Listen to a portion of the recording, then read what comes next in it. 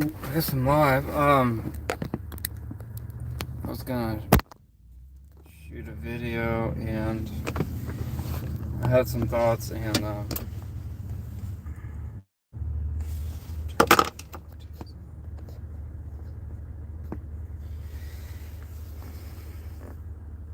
the part that has me stuck is, it's when stress becomes it's like a drug of choice. It kind of pulls you out, it grounds you, but then you build on to stress and you hold on to stress so much. Oh my God, like it's the only time you sort of like feel alive, but then you're stressed, so it's not really that great. Anyway, I find myself in this depressive fog again right now, and I've been here many times, and I'm trying to apply like some other logic to it because brain fog is just awful. And people describe brain fog so differently because almost everyone I talk to about it says they have it. And some people, I don't like to use the word, I'm not going to DP or DR, but, spaciness. Some people actually define like an actual fog. I like to use brain fog because it's sort of something everyone is dealing with, and it can be caused by so many things. That's the problem. Lack of sleep, or taking medication to sleep, or not getting the right diet or exercise. But all these years, all the things I've learned, what I'm getting at is I get it. But what I've realized is I was just driving and um, I've crawled my way from the ashes. And some days I just feel like I haven't made any progress, but it's important to realize the progress that you've made. But I was just seeing the sun and realizing that it just doesn't feel normal to me. It doesn't feel like the way the sun should feel. And my brain is just like hyper focus on that all the time. Like, this isn't how I should feel. This isn't how life should feel because I felt this way for so long. But I still know. It's like, well, how do you know? Maybe this is how life should feel. I know because I've had glimpses. I've had glimpses and moments and periods where I felt better. I have moments where I feel like, yeah, I go from like physically sick, just flu type stuff, to just complete can't think, cognitive dysfunction beyond reason. And it's all comes down to stress and like your inability to handle, or for me, I've been doing a mental audit lately because I like wake up and I wonder, okay, well, the first thing I'm thinking about is, did that email go out? Am I going to feel good today? Why am I not feeling great right now? Was it because of the NyQuil I had to take last night? Was it because I didn't get enough sleep last night? So immediately I'm just beating an already hurt brain or mind, that sort of needs rest. I'm just not a person that lets my mind rest. So yeah, so I'm sitting here driving, I'm looking at the sun, and the winter sucks. It's gloomy every day. It's dark at 4 o'clock, so it's just awful. And I'm like, I get angry because I know how the sun feels because I remember feeling as a kid, and I remember feeling it when I first got on the Lamictal, certain medications. I remember feeling that sun, that warmth, and just that close to normalcy, that I didn't feel like I was looking outside into a snow globe or had that brain fog layer in front of me. And then I just feel that today and most days, just walking through the store, but then I try to tell myself, well, at least I can walk through a store now. My anxiety sort of maybe taking a backseat to the depression is what I've realized. I'm still anxious as far as like, I don't want to do things, kind of scared because of how I feel. And it's all, why can't I just accept? Like, if I could just accept I feel poorly, um, or just accept that how I feel is the way it is. It doesn't have to be poor. And that's like the answer, right? Kind of. But it's like if you're blind and you've been blind your whole life, you're fine, you know. But if you went blind, if I did, I would be so upset. That's the kind of person I am, because I would miss all the wonderful things that I saw. Like, I'd be devastated. And that's how people are wired differently. I have a lot of strengths, but you know, some people go blind and could still be the happiest person in the world and appreciate that they can still hear and all that stuff. That's not me. I would be so hyper focused and upset and anxious and depressed that I lost my vision. And that's sort of how this is. Like, I know through my glimpses and into feeling real and not spacey, you know, late at night, sometimes early in the morning when I get up, and that sort of tank. I just and I went through all that stuff for years trying to figure out the root cause, and the internet is just ridiculous because it's anything from poor vitamin D or gluten or whatever. But that in itself is its own disease. Just took me 5 years just trying to go to every doctor and fake doctor under the sun, trying to figure it out.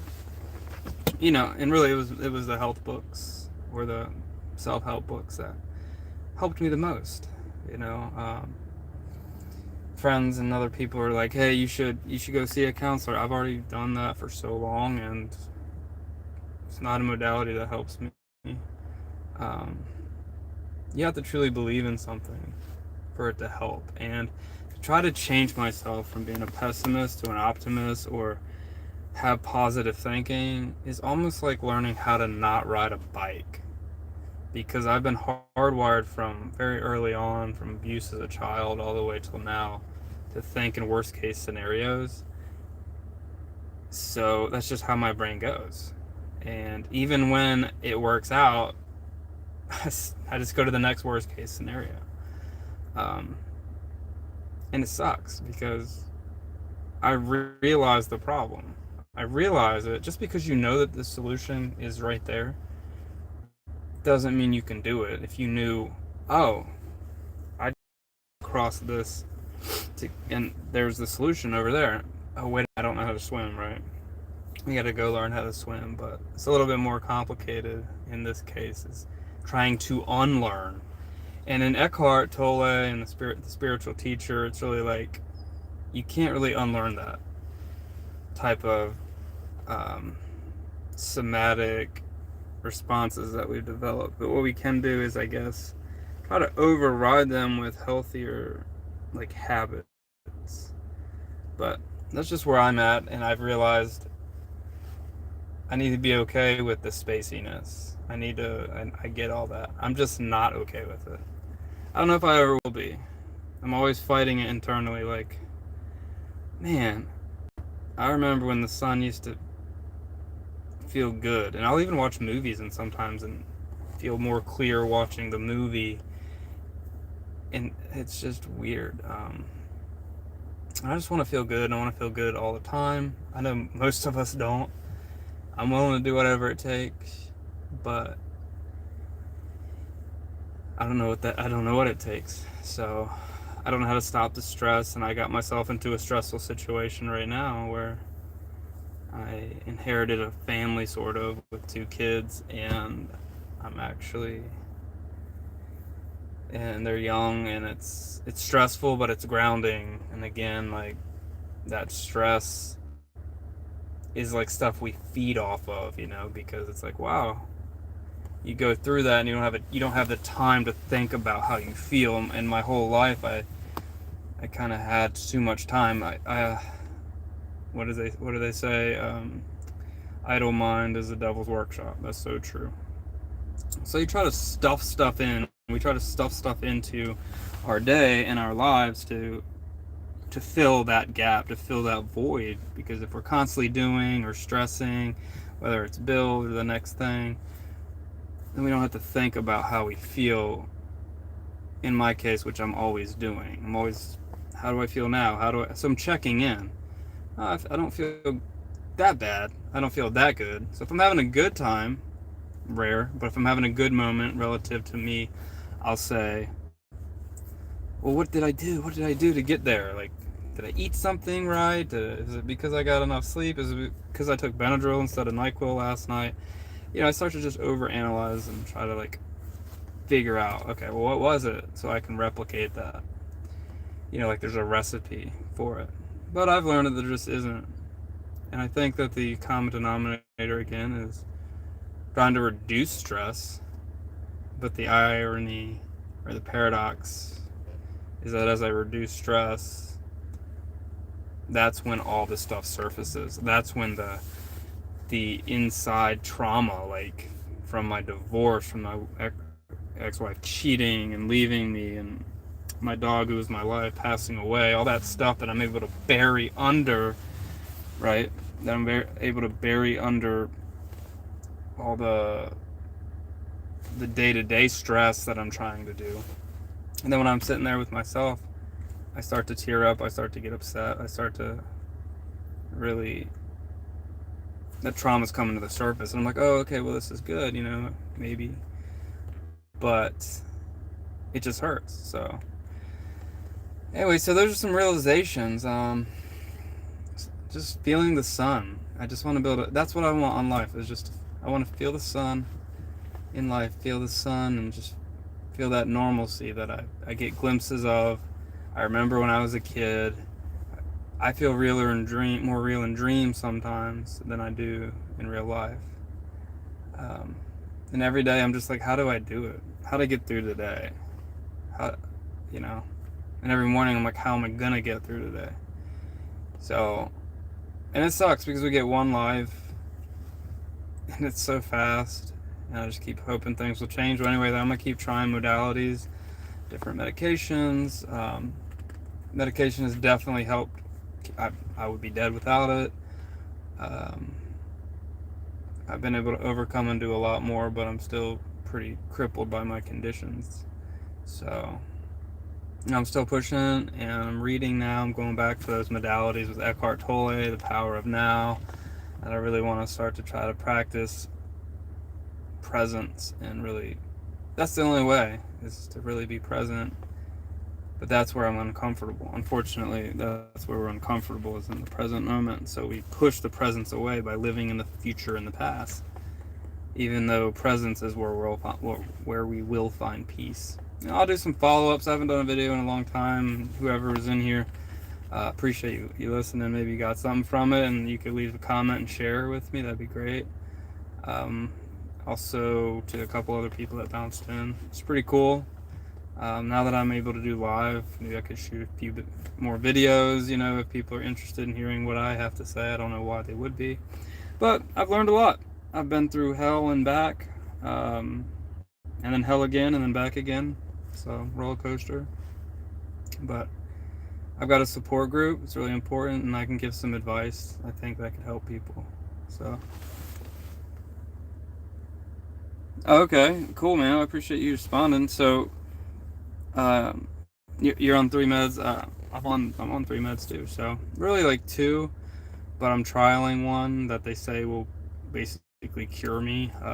But I'm so scared to take it in proper doses, and that's the problem with me, because I've had such a bad experience with meds before that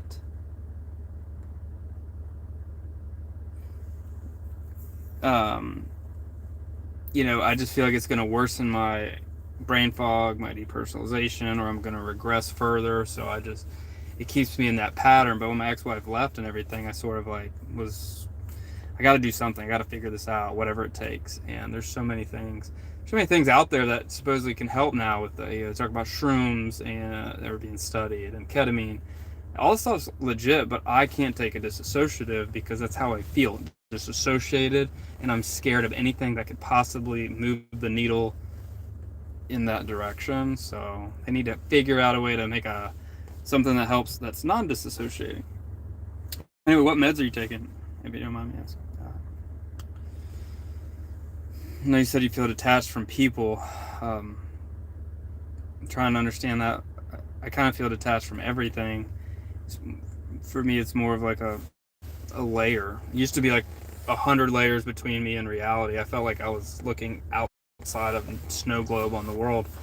My meds really brought me into the world, and I started making a lot of progress. But then I had some death in the family, other traumas, triggers, and then things snowballed out of control again.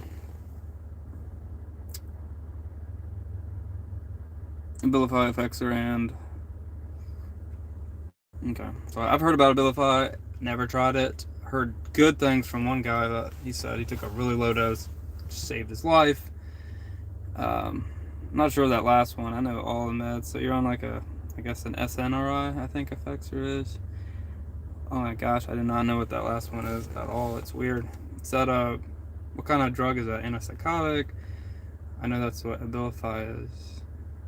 They use it as an adjunct to antidepressants, I guess, for dopamine or SSRI poop out where people don't have enough dopamine. Um, so you like the Abilify? So what is the P one? I don't even know. Like again, I'm familiar with like almost all meds. I don't know if you're in the U.S. or not, but I've always looked for outside medications too from other countries. But I've never heard of that one. What kind of? Maybe it's just a new med or Mirapex. Okay, I'm gonna look that up. What does that? What does that help with? And there's a lot of off-label stuff. A lot of off-label stuff. Okay, Cali Mirapex. All right, I'm gonna look up Mirapex for sure. So yeah, our cocktails are different. I'm taking Lamictal, it's a mood stabilizer. I take Klonopin, saved my life, and daily. Um, and I just started trialing with methylphenidate or Ritalin. Really, they think that the methylphenidate, like I've undiagnosed or I had undiagnosed ADHD, which I do believe, and that it'll calm me down, calm my mind down, lower my anxiety. But for me, I'm so analytical. Boosting norepinephrine seems to be like, oh, you're gonna increase my anxiety. However, all my friends and the people in my support groups that take it, that really need it, it does calm them down, and it does. But I do have some paradoxical reactions. Marijuana makes me paranoid, almost hallucinate. I feel like awful. So again, I stick in the class of glutamatergic and GABAergic medications because they've worked for me since I was maybe the past 15 years. Um, in the sense that I'm functioning in life 10 times better without it. But I'm still like 10 times, like I've shattered through, let's say, 90 of the 100 panes of glass in front of me, and I should just be grateful with that. But, I'm not. I am. I try to be. But I want to get through the other 10 because it holds me back, like from traveling, from experiencing life. I get super FOMO for sure because as soon as I get away from my comfort zone, the farther away I get. I mean, I was agoraphobic at one point, and I just had to go a mile or two from the house every day, and I slowly like learned my surroundings when I moved, and now I'm able to do things, a lot more things. Looking back, I don't want to get into specifics, but let's just say that I'm 10 times better. But 10 times better from where I was is still like 10 times worse than I'd say normal. So I guess I'm like halfway there. It's like, you don't want to rock the boat, right? I mean, halfway is better.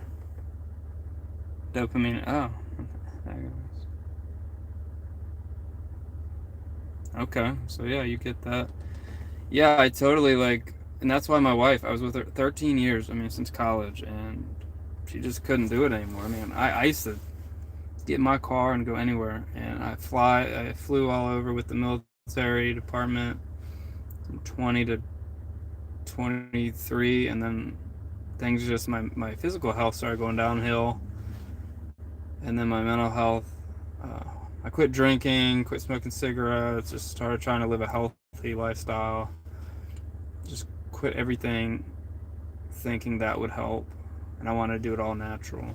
And then that's when I got depersonalized, and that just led me to complete hell and this path, and it just took me and took my life. It just took my life away, and it took her life away.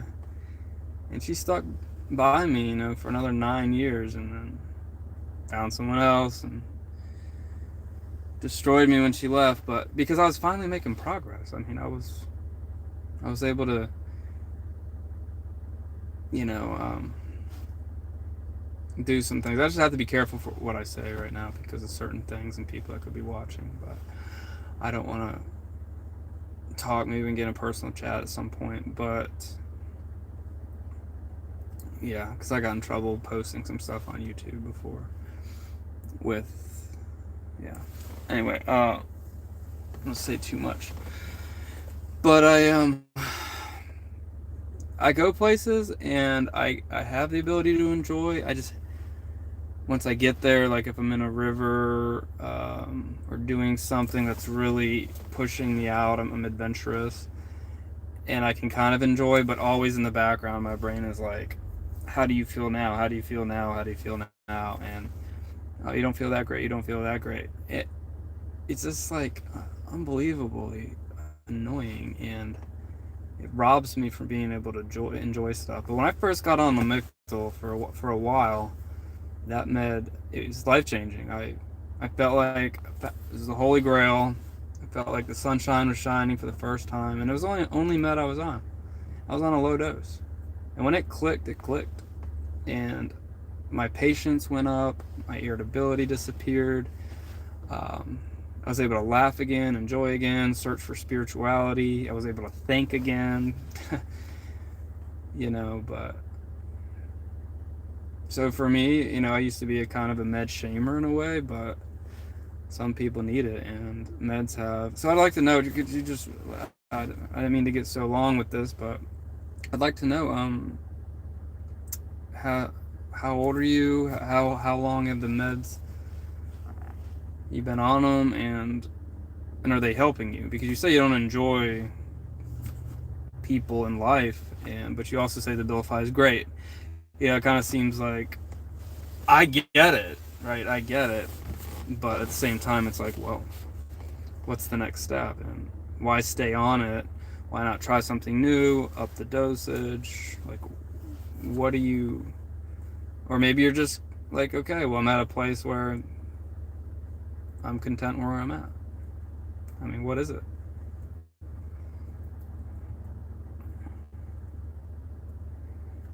I mean, and that's perfectly okay. I mean, that's the answer, to become happy where you're at. But I just feel like I'm bigger, like I'm a failure if I don't travel the world and I don't enjoy it, and I don't, and that's where the social media and stuff like that, and you see, my cousin just went to Greece or something. No, well, my ex-wife, I found out, with her new husband, went to Greece on her honeymoon.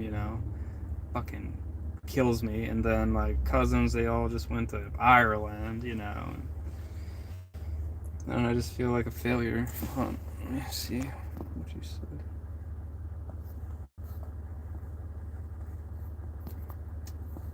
I guess it popped up, but then I didn't see it. Oh, hold on. I can see him now. Okay, so medication trying for the last 3 years. Yeah, I know, and time just flies, right? You just like, because you take it, well, for me, and then I feel good, and I start to, and then things happened in life, and it really wasn't working as well. But then there's the fear of like coming off of it, trying something new, upping it for me. When I upped it, felt it better again. Added the Klonopin back because I'd been off benzos for like 9 years.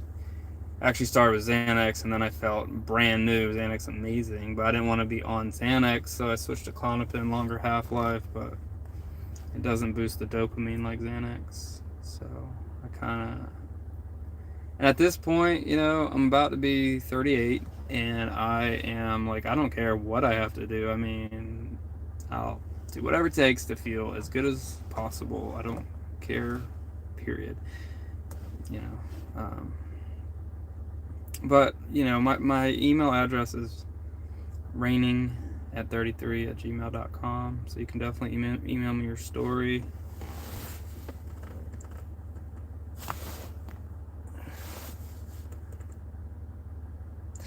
So I'm glad you brought that up too. That's so true. That's so true. Yeah. It is. It's hard. Like, right? My wife leaving me, my dog dying, uh, you know, meeting someone new who has kids, and then trying to be normal for them and not to let them see I want to be a new person. I was hoping my anxiety left with my ex-wife, did not, you know.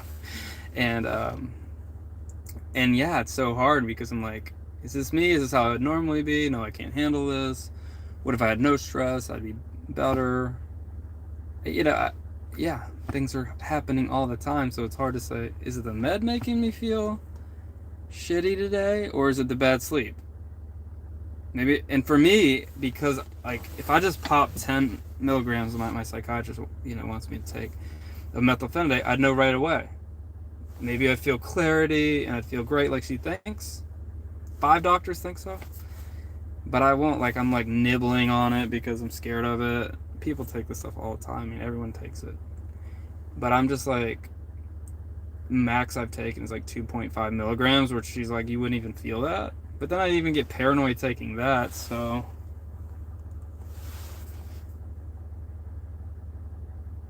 Okay. Yeah, well. I don't think I'm bipolar, which thank God. But no offense, I mean, luckily it can be treated. It just takes time, and some people are lucky. They find that right cocktail right away, and they're good, and some people just have a harder time. It really depends on the person and the drive and the willingness to adjust and change and try things. But that's where I'm at. So some days I tried the methylphenidate and I was like, man, I think it's really working. I feel good. I'm doing. And then other days I took it and I felt really irritable and snappy, which is part of my problem. And I was like, I can't act that way. I don't want to be that. That's not who I used to be. And like, is it the med, or is it just the stress? Either way, like, and that's why I don't want to not take it.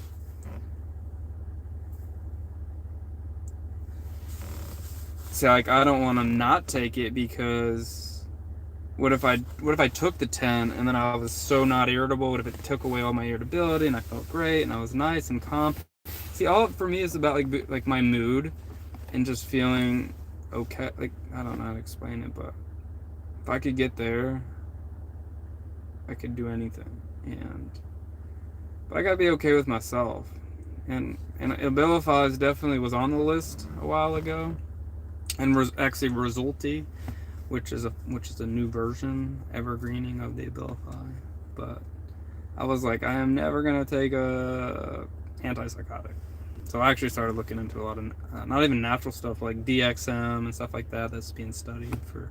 Because I always wonder, I'm like, when I take NyQuil, I actually feel better the next day, like the next morning. And I had a friend who found out because I have CFS too, and he said that he just sips on Robitussin basically all day. Not like get robo tripping or taking something, because I am not a drug. I don't do drugs. I don't try to get high. I want to feel sober and clear. So, but that brings him clarity, gives him a little energy, and so there's so many things out there to try, and that's why I keep going, keep pushing, surviving.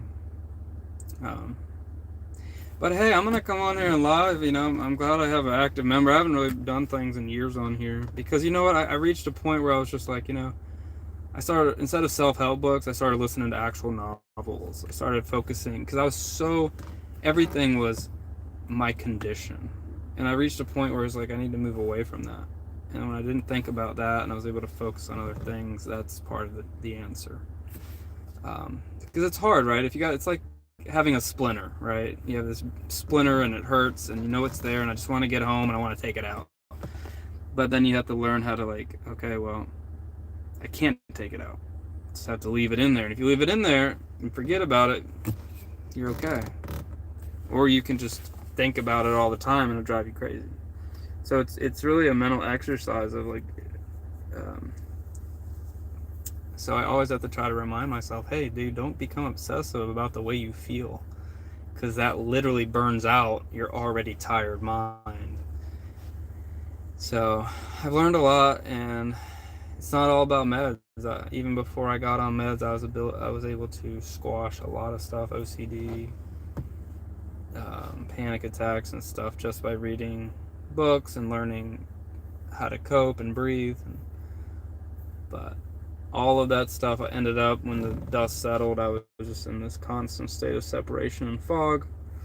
I've cut that down by half, and I should be grateful, but it's still enough to make life suck. And most things suck outside of some temporary things, which is probably most people. That's the thing. The irony is that this is probably 90% of America right here. So anyway, whoever just jumped in, I appreciate you. I've had a really long chat, and I'm gonna post this on YouTube. I'll be back again. Yeah, send me a message, a DM, or whatever. Appreciate you guys. So I always want to help and try to figure out what other people are doing too, you know. So.